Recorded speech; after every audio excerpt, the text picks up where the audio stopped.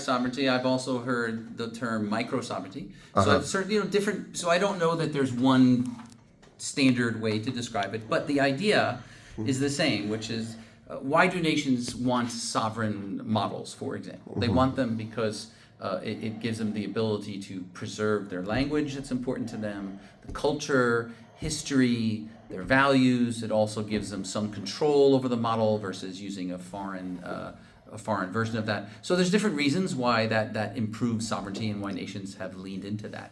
I think enterprises can have a similar argument. I think enterprises, for example, large companies have their own culture.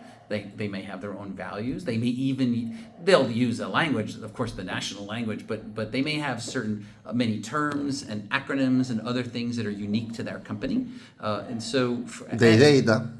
yeah. Well, and the data, of course, that enables that model to be smarter on the things that's important for them. So, yes, I think this idea of sovereignty, of course, it's mostly related to a nation state, but the same principles could be applied to a company, and certainly a larger company that wants to retain control over the models for the benefit of its own economic future, but it also wants that model to be very effective for its employees in different contexts, and so they create that custom model based on, an open source foundation model or whatever the method is, and that would make sense. I think I have seen a few examples, not widespread, but I have seen a few examples where they are doing this. So perhaps we are entering this new era of micro sovereignty or enterprise sovereignty, where that becomes the new way to think about the importance of building these models as part of your future. But that's not to say everyone needs to do that. So I think there's a place and there's a reason for doing it. So companies will need to evaluate it because of course there's cost and other things related to going down that path. So yeah, it's a viable concept. Or probably the major corporation that they provide services to different kind of companies, but they also have to have this like diversity, in terms of the technology behind it. So you have chip provider from different vendors and different clouds and different things. Look, the large frontier models are amazing and they're smart. In a very broad sense, right? They are generally intelligent. But if you want to go deep in a domain or just deep in the things that are important to your company, you have to specialize and fine tune them for you. And so I think that is the majority of AI innovation will be these deep domain specific models. You can argue that's a version of sovereignty. That's a micro sovereignty model. I don't know if the word matters. I mean, people are going to do it either way. But yes, I would say sovereignty is a concept that might apply to both enterprises and countries for similar reasons. Yes, thank you. Sure. What's your main? We are like at the end of the year, no? So my question is split in two sides. One is, on December 31, I think I did the question to Naiko. Hi. Well, at the end of the year, if you cheers, what do you cheer? Because what happened this year in terms of your company to have, this was a really great year, and what are the challenges for the next year? Sure. Look, I said this earlier today, but I'll restate it for now. AMD has been around for 55 years, and it has different chapters, right? Like any company that's been around for a long time. We're basically in chapter 3 of the company, right? We're in this. We're still building on, and will maintain a success and market leadership in many different areas, including CPU performance and edge computing. So we're not walking away from any of that. But in this new chapter, we're now building out our AI infrastructure, our AI narrative, and our data center GPU narrative, right? And that is that takes years to do. That is not something you do in a week or a month, right? That is a long time strategy. And when the company turned into this market probably 3-4 years ago, I think, technically, right? This year was significant because it's the first year that all of that effort, all that technology innovation, and where our roadmap matured to the point that we got major endorsement, third-party endorsement from the market, right? We were doing well last year. I mean, the company booked over $5 billion in revenue, in AI revenue in 2023, but 2024, sorry. But in 2025, we went to the next level, right? So we were able to get world-class partners, not just using our technology, but endorsing it as world-class competitive platforms that enable them to lean in to the order of tens of billions, as we go forward, right? So between OpenAI and Oracle and other significant market wins like the one in France today, where we'll power the largest scientific AI factory there. I mean, real acknowledgement that we're not just a player, but we're a world-class competitor, and we are providing, world-class technology that is enabling, giving companies and countries true optionality as they invest into AI. So there's at least now 2 significant AI computing companies, right? And we are one of them. And so that really happened. We knew it would happen, but we needed the actual market to acknowledge that. That happened this year. Going forward, we now have to execute, right? We have to deliver that, right? We've proven ourselves. We've come to the next level. Now we must execute, and that's something that AMD is particularly good at.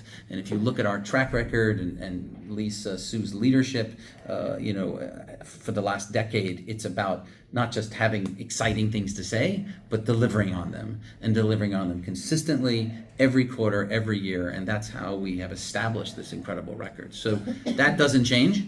And we have, the bar is high, and we will meet it. But that is the goal for the next several years. Would you agree, Nico? I completely agree. I cannot say it better. So definitely, it's this year has been a new, it put the company in a new level.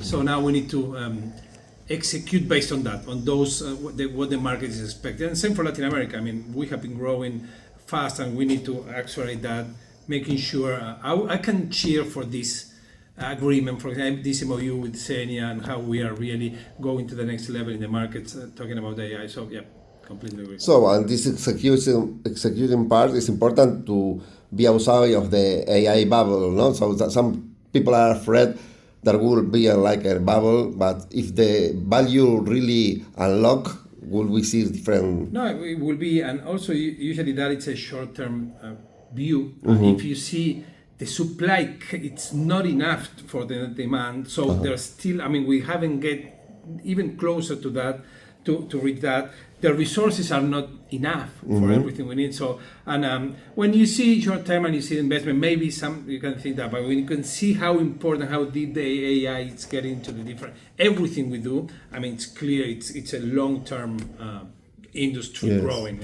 And probably in the next 2 to 5 years, started to emerge this physical AI. When we were in San Francisco, for example, in one of your events, you have the Waymo cars, so the cars started to be AIs. So would be like an emerging AI, but in material, just not inside of the screen. Yeah, what Keith is always telling us about that. Robotics, it's something, it's coming. I mean, it's something that's coming, like agentic AI, things like that. You think that maybe we were talking 2 years ago, and now we are seeing that. So it's definitely super interesting to see how things continue evolving, and we need to be on top of that.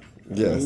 We are promoting that. We are driving that. That's the interesting thing of this. Yes, because there is a hardware side and a software side. So you encourage with these like agreements to the people from the software side in Latin America also build new kind of solutions. Yeah, and we think our strategy, our open source approach, that it's actually trying to get an open ecosystem, it's resonating with public sector, with this organization like Xenia. Everyone really understand the value of that. It takes time. Of course. We need to work and invest on training, on software, not only on hardware. So that takes time. That's what we are doing right now, is showing the goodness of that. Yes, and the company also needs to discover the new business cases. I think from Gen AI perspective, so the companies need to find and like a discovery things, business cases that are probably the vendors don't even imagine that could be possible. It takes time.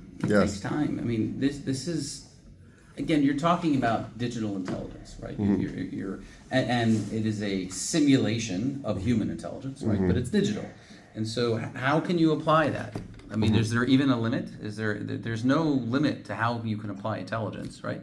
You can misapply it, or you can underapply it, but the number of ways to apply intelligence is limitless. And so as companies learn that we can now scale human-like digital intelligence, in ways to be more productive and more efficient, in some ways make jobs safer and more meaningful, then yeah, it will change. It will change a lot of things. And so but that's going to take time. I mean, when electricity was discovered, and first industrialized in the 1800s, it took 50 years before electricity was actually implemented in factories at scale. 50 years. Yes. Right? Things will happen way faster now, right? We're in a different time in history. It won't take 50 years, but it will take years to play out across industries and nations. So, we don't all have the answers right now. Well, thank you. We have like 30 more seconds of the 10 minutes, but fortunately, Jess is not a robot, so she allows us. She's a virtual Jessica. She's allowed us She says some. you're over 2 minutes. So I don't know. Well, thank you. Yes, of course.